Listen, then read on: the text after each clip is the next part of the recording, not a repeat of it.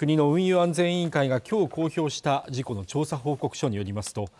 おととし3月宮城県内で脱線した東北新幹線やまびこ223号は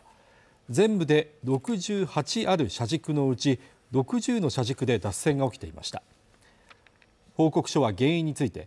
地震の強い揺れで車輪が浮き上がった際にレールが横移動し、車輪がレールを乗り越えるロッキング脱線が起きたと考えられると結論付けました。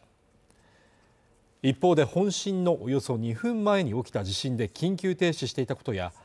逸脱防止機能の多くが機能したことで被害拡大を防止できたと考えられるとしています。